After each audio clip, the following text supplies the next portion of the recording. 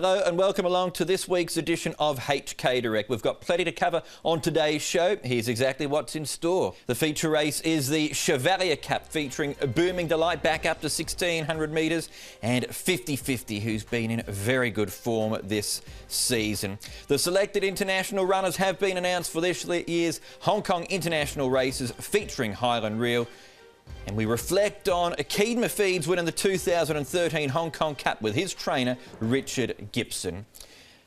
Pleased to say that joining me in the studio for today's show, our special guest, Pat Cummings. And Pat, a really good meeting coming up on Sunday. The international races are just around the corner. It's an exciting time of year here in Hong Kong. Very much so, Ed, and thanks for having me on the program. You know, it's not just the Chevalier Cup on Sunday. I mean, there are some very interesting horses that are debuting throughout the card. And that's what we get with Hong Kong racing. I mean, we have horses constantly being imported to race here in one of the world's most exciting racing jurisdictions. And so there's always a little something to capture the attention with a fantastic feature, a very diverse feature, and some great debuting horses. Absolutely. Let's have a look at the field then for our feature on Sunday. It's race 6, the Chevalier Cup, Class 1 over 1,600 metres. Booming Delight, forgive him for what he did last time out. He's back up to a more suitable trip this time around. Romantic Touch ran well at his most recent outing. Eastern Express back on the turf. Simply Invincible, Matthew Poon rides. Citron Spirits won his last 2 starts. 50-50's been in excellent form. Exalted acquitted himself well first up. Jolly rarely runs a bad race. And People's Knight's record in this class leaves a bit to be desired, but he'll be going around with a light rate. So let's have a look, Pat, some of the lead-up form to this race, and we can find a few here. First of all, we've got People's Knight trailing them, Simply Invincible in the orange covers, as well as Booming Delight, who never really got onto the track. And the eye-catcher for mine was this one behind them, Exalted. Yeah, Booming Delight is no less than 3 wide pretty much the entire journey and was punching the breeze, going around the turn, and finally comes out. But Exalted, as you said, Ed, the one really that captures my attention as well. This is a race over 1,400 metres last time. He has never raced under less than 1,600 back in his career in Ireland in some fairly decent company. And to be running on like this, he's only going to be beaten 2 behind certainly some decent horses here like Western Express. I thought it was a very eye-catching performance. He ran on very well past the post too. So for me, very, very solid debut from Exultant. Both of his wins in Ireland were over 1,600 metres, third in an Irish 2,000 guineas behind Churchill, Thunder Snow. So that form certainly looks very good for a race like this. The other bit of form that we're going to have a look at is 50-50. Bit of a hard luck tale in this race, and Jolly. He doesn't win that often, but he's a super consistent horse. Jolly, or rather 50-50 here in the middle. Consecutive races where he found all sorts of trouble. He ran very well first up and got his win, came back, had all sorts of trouble, and again, Karis Teaton kind of had to barge his way out of here. I think he picked up a suspension off of this run as well, and he just is not able to run down Pingwu Spark, who we're going to see later on the card on Sunday, and Marvel Tribe, who won at a big old price. Very good effort from 50-50 and certainly should improve over an extended trip. OK, so from the 2 replays, Exultant and 50-50 are the 2 that have caught our attention. What way are you going as far as your selections are concerned? I'm a value hunter, Ed, at the end of the day. I think 50-50 is still going to be a popular pick on the day. I'm going with Exultant, who raced in Ireland, formerly as Irish correspondent for trainer McAlford. He was racing against Churchill and Thunder Snow, and to be 5th beaten 2 off 3 barrier trials in that Class 1 performance, he's coming back in again off of 114 pounds. I've put him on top of 50-50. Citron Spirit, there's really nothing you can take away from what the horse has done this season. And I think Booming Delight might find it a little bit tough off the 133 pounds again, although the barrier draw, not bad, should get a better trip. I go 8, 7, 6, and 1 in the Chevalier Cup. OK, so that's our feature coming up on Sunday, and it's a really good card of racing coming up at Sha Tin. But we're building up towards the biggest time of year in racing here in Hong Kong. The Longines Hong Kong International Races not far away, and on Wednesday night we had the announcement for the fields. Here are some of the selected international runners. It promises to be a high-class day of racing. Oh, fantastic. 24 Group 1 winners spread across the 4 races, the richest Hong Kong international races ever at $84.5 million. An exceptional group from top to bottom, and lots of international form to tuck into. 32 horses, I think, coming from overseas. An exceptional group. and some really top-flight Group 1 races for our fans to tuck into. Let's have a look at some of the horses that are coming over in their lead-up form from overseas. And let's go back to your neck of the woods, to the States and to the Breeders' Cup. And Talismanic, he was a very good winner of the Breeders' Cup Turf, beating Highland Reel, who's coming back for a third time here in Hong Kong. They say Del Mar is where the turf meets the surf, and it is, except Talismanic was pretty much enjoying his time on the rail throughout. He saw very little of the surf, had a very nice trip. Highland Reel, a very interesting run here. He basically stays between 3/4 and a length and a half, 2 lengths off of the pace throughout the entire race. Talismanic just tips off and gets a good run.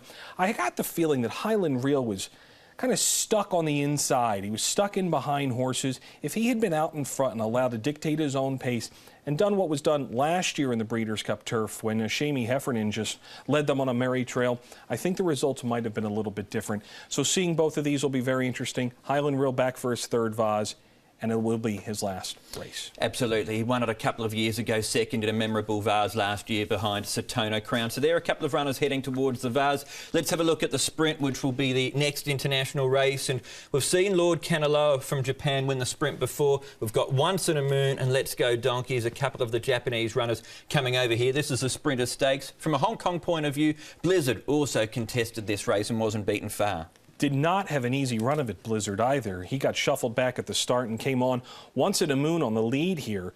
Tries to lead them on a merry chase and almost succeeds in doing so. Let's Go Donkey had an absolutely perfect trip, would be hoping for the same thing, and is just pinched on the line here by Red Fox. Blizzard comes flying at the end. To be fair, I think Blizzard is a forgotten Hong Kong horse in these sprinters' ranks because we just haven't seen too much of him this season. He's forgotten behind the likes of Mr. Stunning and Lucky Bubbles. Nothing wrong with his run in what could arguably be best described as a troubled trip. But a good run from Once in a Moon and Let's Go Donkey. We'll be interested to see how they go, along with Breeders' Cup Turf Sprint winner Stormy Liberal, and just the raft of strong Hong Kong sprinters that we have.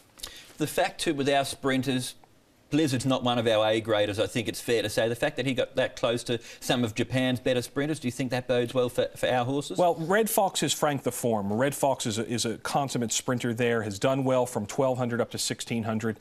So he might have been taking advantage of them on a slightly down year, but he's high quality. He's right up there in the mix with them. OK, we'll go from the sprint to the mile, and this is Woodbine, the Woodbine Mile, where Lancaster Bomber, a well-travelled horse, finished second. Didn't have things go his way this day. He's a horse who's very well travelled and part of the big Ballydoyle contingent. He travels well, and you love those types of Ballydoyle horses like Highland Reel. Is very similar. The horse on the inside, the grey, World Approval, that's the winner. Lancaster Bomber with that big white blaze coming through, the blue and orange headgear, cap rather. This is the 1-2 with the Breeders' Cup Mile. The form very much franked out of this race. Lancaster Bomber was never going to catch World Approval, but guess what? He wasn't going to catch him at Del Mar either. Top form, World Approval is going to be the champion miler in the U.S. Lancaster Bomber, versatile horse, loves firm going. They're keeping on with him. I certainly give him a significant chance here, as potentially might be the best performer of the overseas horses. Again, like the sprinters, a very contentious Hong Kong set of milers. Let's move on to the Cup then. Pat and Sir Michael Stout. He's had success at this meeting before. He's bringing Poet's Word for the Cup. 4-year-old who looks like an improving type. This is him running second behind Cracksman in the Champion Stakes in the UK. A race in 2. Edward. Cracksman in the white and black colors, forget him. He's going to run away with the race. Focus on the second group of horses where Poet's Word is. He's just going to edge out Recoletos and Highland Reel for that second spot. It's been a very good year, but he's been a bridesmaid far more than he's been the bride. Had run second in the Irish Champion Stake when Decorated Knight came and grabbed him on the line at 25-1. But look, when Sir Michael Stout is bringing a horse out, keeping him on in the season, you really have to keep an eye out for him. He loves coming to this Hong Kong meeting. His horses run well. And he'll also run Smart Call, former South African champion, in the Vase after this very, very interesting horse stepping up to 2,400. So, look, fantastic times ahead. Absolutely. I know you love your international racing. We've got a big day coming up on the 10th of December. What excites you most about it? It's the year-end cavalcade of racing, Ed. You get the Breeders' Cup Royal Ascot Forum, Glorious Goodwood, Japan Cup, the Mile Championship. The Melbourne Cup Forum is represented this year with Max Dynamite and Tiberian. They're all here. This is the place you want to be at the end of December to celebrate a great sport. Absolutely. Can't wait for the big day. A lot to look forward to, but right now we're going to look back on a memorable moment from the international meeting in 2013. It was the win in the Cup for Akeed Mafid and his trainer, Richard Gibson. He was a wonderful horse to train because he was so receptive to train. We really had an A-grade physical and we had him in very good shape going into the race. He looks really switched on now, Jenny Akeed Mafid. He's got barrier one.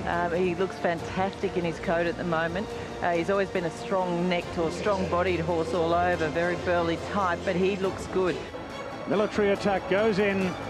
He's the favourite, Military Attack. Let the war begin. The Cup's on its way. And Military Attack is in the second half of the field, and Burton snagging him back together with Rainbow Chic. And getting the best of the start was Tokai Halo from Same World, and Little Mike out well. And he's cruising across into the rails in third. Akeed Mafid sits behind him in fourth, and Cirrus de Zega inches closer on the outside of Grandeur. Toko Halo's going at a pace that they just can't put any pressure on him. He's free striding by 3 lengths to Same World with Little Mike third. Cirrus de Zeg punching the breeze in fourth on the outside of Akeed Mafid. Toko Halo comes back to Same World off the fence. Little Mike moves up 3 deep. Sumion's tracking into the race nicely on Cirrus de Zeg. Douglas White's on the fence on Akeed Mafid. He's scraping paint as Toko Halo comes back towards the rails, and Cirrus de Zeg's got clearer running from Akeed Mafid. I do remember groaning, thinking that our chances were missed, and the quality of the jockey and the quality of the horse got us through on the day. Now Military Attack's well back in the field going between them. It's Tokai Halo kicking. Akeed Mafid's trying to push out of the pocket. Cirrus de Zeg keeps him there. Military Attack, he's launching a final claim. Akeed's off the fence. Here he comes. Akeed Mafid rests the lead in the Cup, and Akeed Mafid draws away to beat Tokai Halo. The Hong Kong international races are exactly what they say. They're world championships. It's a privilege to participate. It's a privilege to have a horse good enough to come. I'm not a great guy for looking at the photos. We try and look forwards, not backwards, but there certainly were good days. He's tasted success at the international meeting, Pat, both as an overseas-based trainer and as a local trainer. Can't forget, too, he's gone close with the likes of Giant Treasure and Gold Fun in the last few years. Yeah, twice a winner with Dr. Dino. Akeed Mafid holds a bit of a spot in my heart. It was the first Hong Kong Cup I was here for in person, and I backed him on the day. I didn't have him with Tokai Halo, but that would have really excited you. It would have, but a really strong horse and a good galloper, and Richard's had plenty of success here over the years. Absolutely. OK, we're nearly out of time for today's show. Let's just confirm what we've got coming up this week in Hong Kong. The Chevalier Cup is the feature. We start a bit earlier because we'll be simulcasting the Japan Cup on the day, so trackside live coverage starts at 12:15. 3:40 the Chevalier Cup. On Sunday, go to the website or go to Twitter. Not only for information, though, on this weekend's meeting, but also to follow all the build-up towards the HKIR. Can't wait, Ed. It's getting here. Absolutely. Thanks for coming on the show. Thanks for having me. We look forward to seeing you next time on HK Direct.